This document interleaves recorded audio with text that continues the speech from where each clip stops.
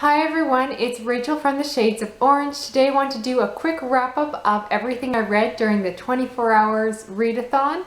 Huge thank you to the hosts, especially Andy from Estella's Revenge. I had so much fun participating and I really appreciate all the work that goes into making an event like that. Now I read 3 books this Saturday, which I'm really excited about.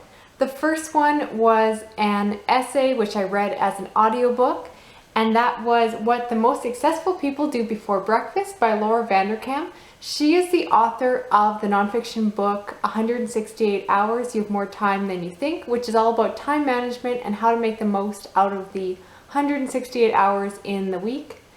And this is just a short essay she wrote after finishing that book, which focuses on what widely considered to be successful people do before they eat breakfast. The audiobook was only an hour long and it was perfect to listen to while I did some early morning chores. I started some laundry and tidied up the kitchen. So I thought that was just the perfect way to start the readathon when I wasn't able to physically read. The book itself was, pretty short. There isn't a lot of meat to it, but it's a nice quick read, and if you're thinking about how you could better spend your mornings, wake up a little bit earlier and get more done, it's a nice quick one to pick up. Now I also read one novel, and that was Girl Stolen by April Henry. This is a YA contemporary about a young 16-year-old girl who is kidnapped. The story is told over 2 perspectives, one from the perspective of the teenage girl and the other from her kidnapper.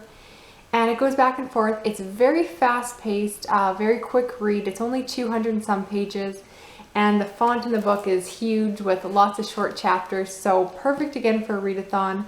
I flew through this and actually read this before lunch, so I read this a lot faster than I expected to. I rarely finish books that quickly, so quick read. Wasn't a lot of meat to it. I'm kind of getting tired of YA these days, so I'm going to focus a little bit more on adult fiction. I just didn't find this book very memorable, but if you're looking for that super fast read to check off another book, make you feel really accomplished during a readathon, this definitely accomplished that.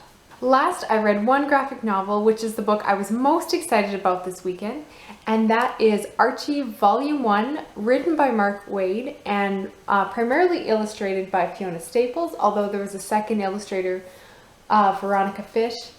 And I am a huge fan of the original Archie digests. I used to read them all the time growing up, absolutely loved Archie and the Gang. And so I've been really excited to read this reboot of the series, just a really fresh take on the gang.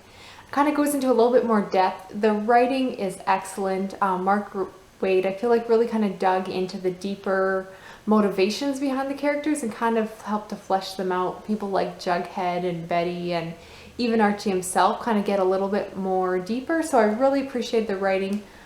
I love the first half of this book. Fiona Staples' artwork, if I can show you some pictures, are just phenomenal. Like, I just really think her, here, let me find a good page, but I just really find her writing style to be just like great. I love like the bold colors they use, and she just has a really striking style, and I just absolutely love what she does with her illustrations. So I love the artwork in the first half.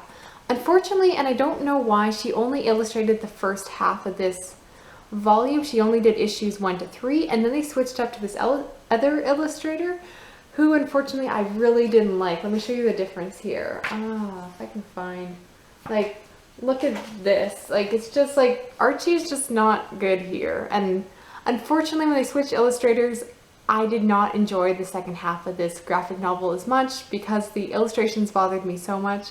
I even felt like the storyline wasn't as good, but it might have just been my bias because I wasn't enjoying the artwork.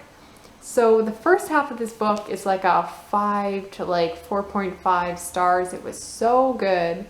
And then it kind of went downhill, so I'm not exactly sure where I'm going to end up rating this, but overall, if you're a fan of Archie, it's definitely worth picking up this reboot. I will continue on with the series, even if the illustrator stays the same, because I think Mark Waid, who is an excellent graphic novel writer, did an awesome job in reinventing these characters. So definitely recommend this one, despite the hiccup with the illustrations kind of going downhill.